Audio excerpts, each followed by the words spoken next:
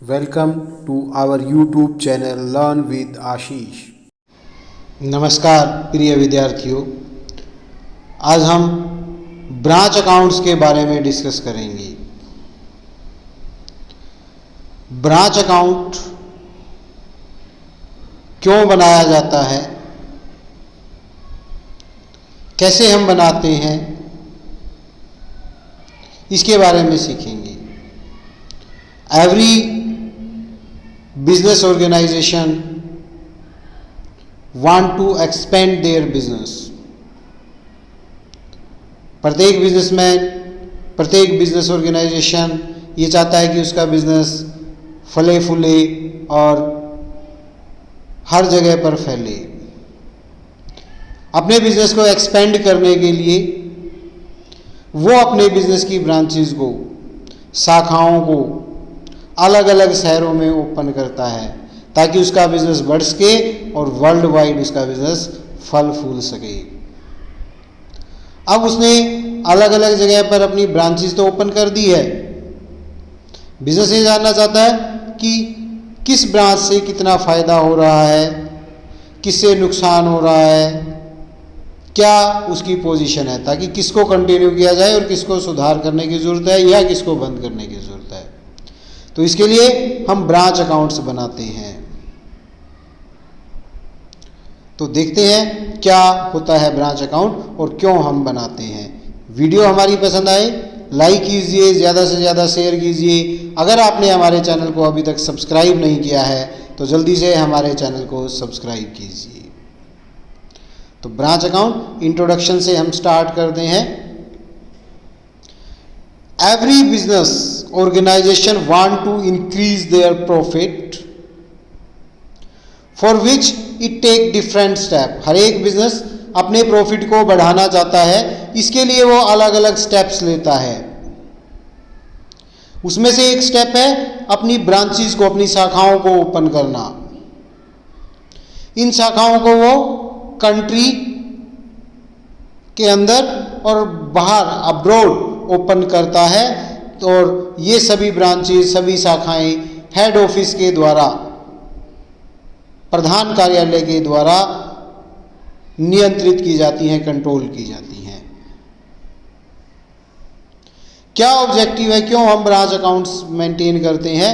Particular branch के profit या loss को जानने के लिए, उसकी गुड्स और कैश को मैनेज करने के लिए, हर एक शाखा को कंट्रोल करने के लिए, उसकी ऑपरेटिंग एफिशिएंसी को इंक्रीज करने के लिए हम ब्रांच अकाउंट मेंटेन करते हैं। There are two types of branch, one is the home branch and second is the foreign branch. Home branch वो ब्रांच होती है जो एक देश की सीमाओं के अंदर ओपन की जाती है, with in the boundaries of a country. Branches are when opened, these branches are known as the home branches. Foreign branches, the branch which are opened outside the boundaries of a country। एक देश की सीमाओं के बाहर दूसरी countries में, विदेश में जो ब्रांच ओपन की जाती है उसको फॉरेन ब्रांच बोलते हैं। होम ब्रांच दो तरह की होती है, dependent branch and independent branch. Dependent branch वो होती है जो अपना एक्सपेंस, अपना लेन देन सभी हेड ऑफिस के ऊपर पूरी तरह से निर्भर है। उसने कोई गुड्स परचेज करने की, कोई खर्चा पे करने की कोई उसके पास राइट नहीं होता, कोई अधिकार नहीं होता। सारा उसको जो गुड्स परचेज करके दी जाती है वो हेड ऑफिस करता है, जो माल बेचा जाता है वो हेड ऑफिस बेचता है, उसके जो खर्चे होते हैं वो हेड ऑफिस पे करता है, उसकी जो सेल से पैसा आता है वो हेड ऑफिस को भेज दिया जाता है, तुरंत उसके खाते में जमा करा दिया जाता है। उधार बेचना है नहीं बेचना वो हेड ऑफिस डिसाइड करता है। तो उसके ऊपर पूरा नियंत्रण हेड ऑफिस का होता है और हेड ऑफिस ही उसके अकाउंट्स को मेंटेन करता है। तो डिपेंडेंट ब्रांच होती है। दूसरी ब्रांच जो अपने स्वतंत्र है, इंडिपेंडेंट है, वो अपने परचेज खुद कर सकती है, अपने खर्चे खुद कर सकती है, अपनी सेल खुद कर सकती है। हेड ऑफिस उसको गाइड करता है, हेड ऑफिस भी भेज सकता है और वो अपना हिसाब किताब खुद रखती है। इंडिपेंडेंट ब्रांच होती है। Home branch are those branch which are the operated within the boundary of a country. The head office of these are in the same country. Same country में उनका head office होता है. For the conjunctive from the point of view of study, these branches are divided into two part. Two part में हम divide करते हैं. One is the dependent branch. Such branch do not keep the complete record of account. अपने account का complete record नहीं रखती. Their complete record head office के द्वारा maintain किया जाता है. इनकी फीचर्स क्या है डिपेंडेंट ब्रांच की? These branch only sell the goods sent by the head office. Head office जो माल उनको बेचता है वही माल वो बेचती है. All the major expenses branch के जो है वो हेड ऑफिस के द्वारा किए जाते हैं. छोटे मोटे खर्चों को पे करने के लिए, पेटी एक्सपेंस के लिए ब्रांच के पास कुछ पेटी कैश एडवांस में रहता है जो हेड ऑफिस द्वारा उसको प्रोवाइड किया जाता है. Such branches are instructed to remit the amount of cash sale, और जो कलेक्शन डेटर से होती है उसको तुरंत डायरेक्टली हेड ऑफिस के बैंक अकाउंट में उसको डिपॉजिट करवाना है. Complete record related to their branch their head office book में रखा जाता है. सच ब्रांच की सम मेमोरेंडम बुक, केवल वो कुछ मेमोरेंडम बुक सेल की या अपनी कैश बुक से रिलेटेड या कुछ स्टॉक रजिस्टर वो रखती है. बाकी सारा उसका हिसाब किताब हेड ऑफिस के द्वारा रखा जाता है. क्या अकाउंटिंग प्रोसीजर है डिपेंडेंट ब्रांच का? There are 4 types of methods which are followed to keep the record of dependent branch. One is the debtor or say the direct system. Debtor system या प्रत्यक्ष सिस्टम हम इसको बोलते हैं. Second is the final account system. Third is the stock and debtor system. And fourth is the wholesale price system.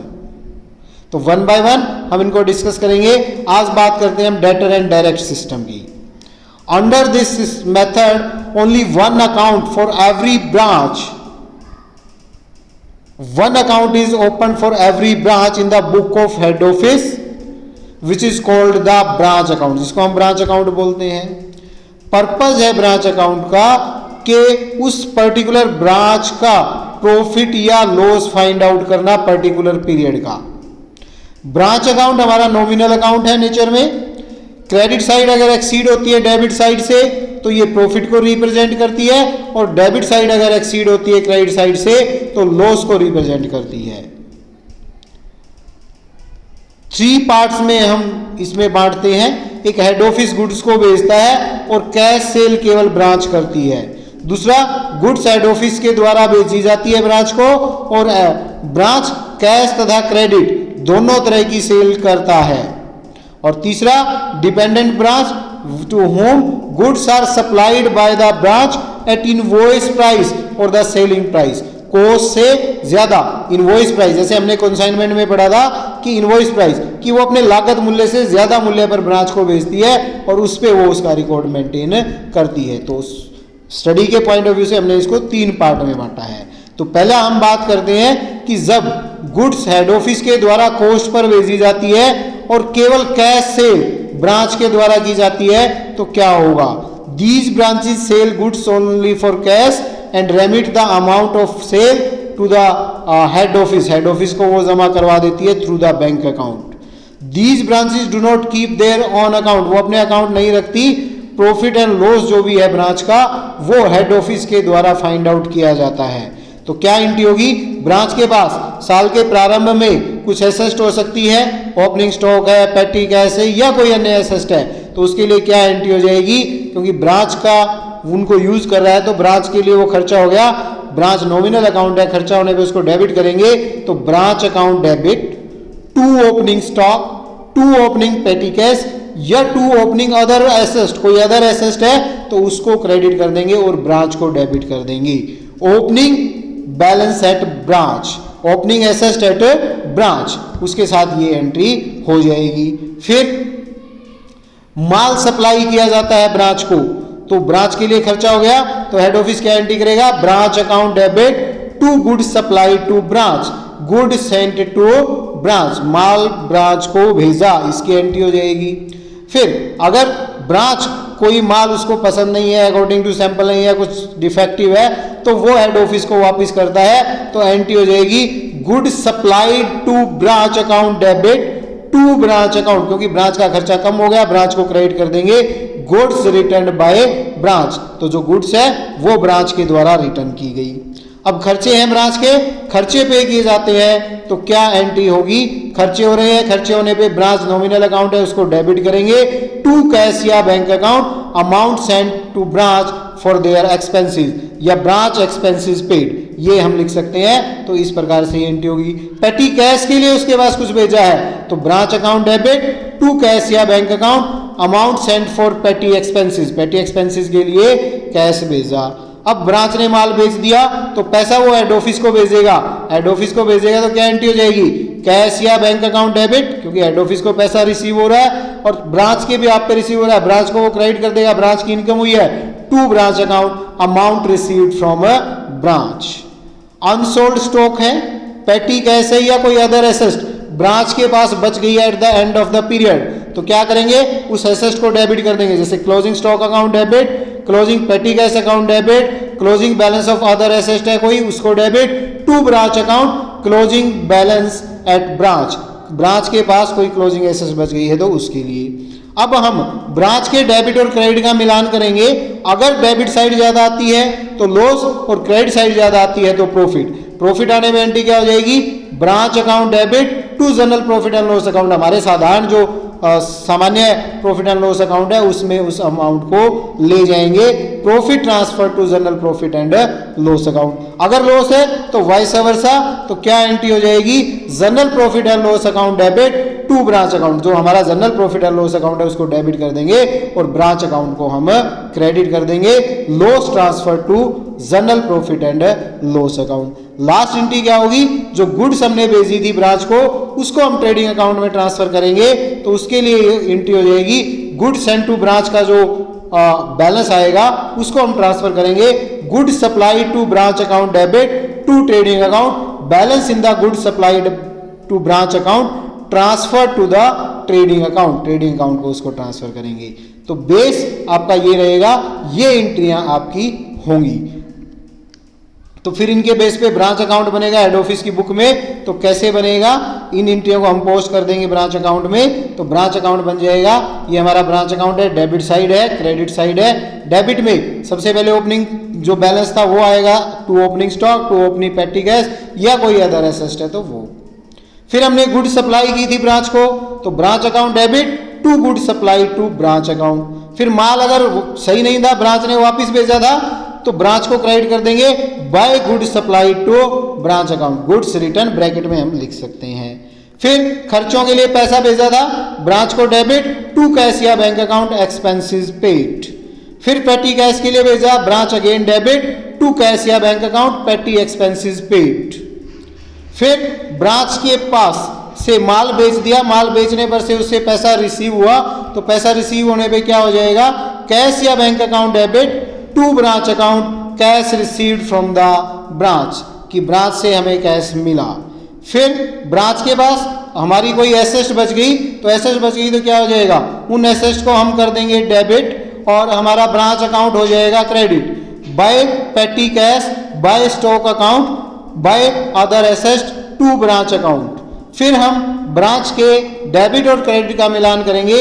अगर debit side आती है ज्यादा तो वो आएगा हमारा लॉस, तो क्या हो जाएगा bye general profit and loss account. अगर हमारी क्रेडिट साइड ज्यादा आती है फिर होगा प्रॉफिट, तो हम कर देंगे to general profit and loss account, उसको हम कर देंगे क्रेडिट। तो इस प्रकार से इन एंट्रीज के बेस पर हम ब्रांच अकाउंट को बनाएंगे। क्वेश्चन के माध्यम से देखते हैं कैसे करेंगे। फर्स्ट है Godrej limited has a branch at Delhi. Godrej limited की ब्रांच दहेली में है।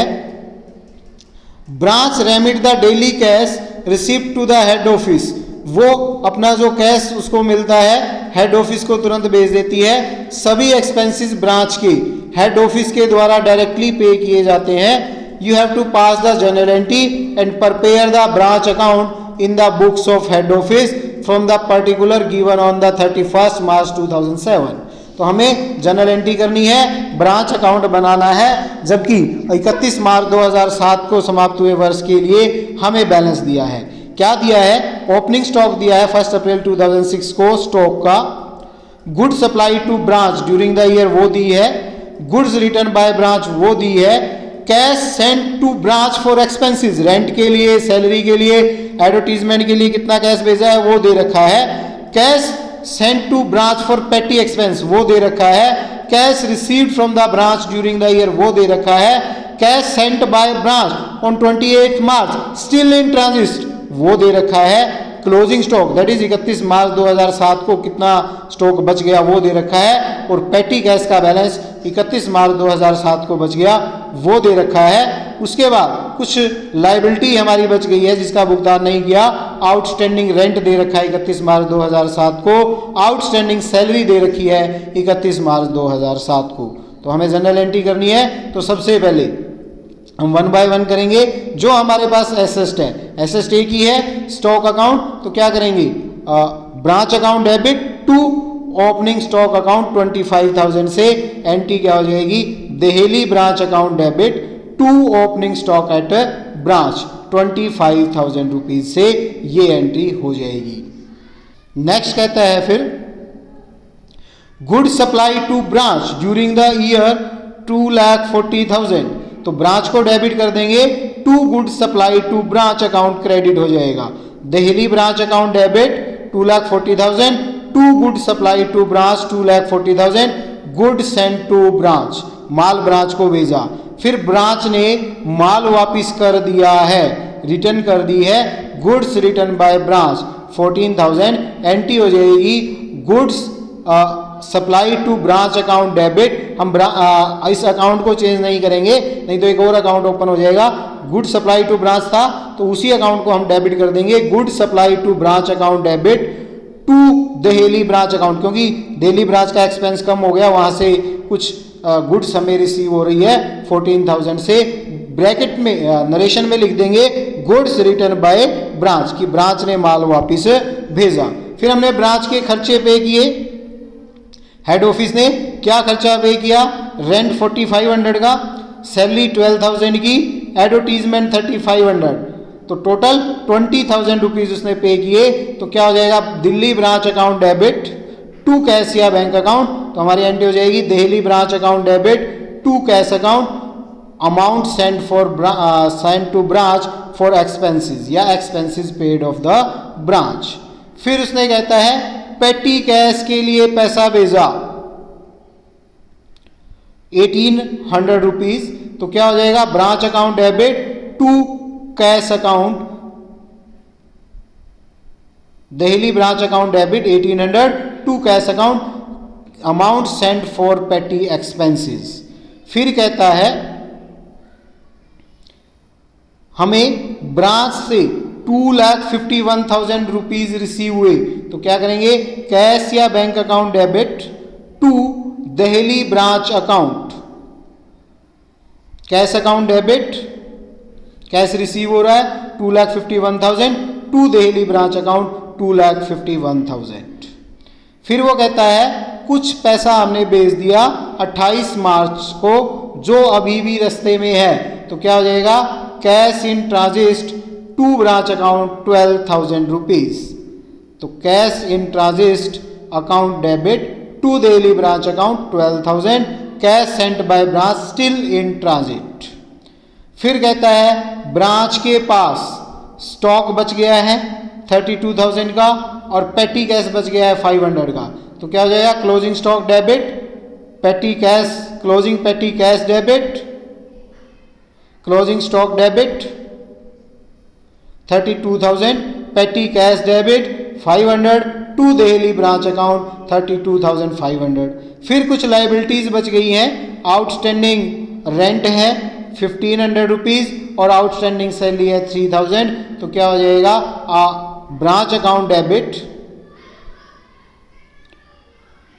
To outstanding rent 1,500 to outstanding salary 3,000, rent and salary outstanding in the branch at the end. तो अब हमने सभी एंट्रीज को कर दिया है, अब हम ब्रांच के डेबिट और क्रेडिट का मिलान करते हैं, तो हमारा ब्रांच का क्रेडिट साइड ज़्यादा आती है, तो उस प्रॉफिट को हम ब्रांच में जनरल प्रॉफिट एंड लॉस में ट्रांसफर कर देंगे। तो एंट्री क्या हो जाएगी, Delhi branch account debit 18,200 to general profit and loss account 18,200, profit transfer to general profit and loss account. अब जो गुड सप्लाई की थी उसको ट्रांसफर करेंगे ट्रेडिंग अकाउंट में। Good supply to branch account debit to trading account 2,26,000। उसने 2,40,000 की goods भेजी थी और 14,000 की ब्रांच ने रिटर्न कर दी थी। तो यहाँ पर ये देखिए हमने 2,40,000 से इसको क्रेडिट किया, 14,000 से डेबिट है, तो 2,26,000 क्रेडिट बच जाता है, उसको हम ट्रांसफ़र कर देंगे जनरल ट्रेडिंग अकाउंट में। तो good supply to branch account debit 2,26,000 to trading account 2,26,000। अब इसके बेस पर हम ब्रांच अकाउंट बनाएंगे।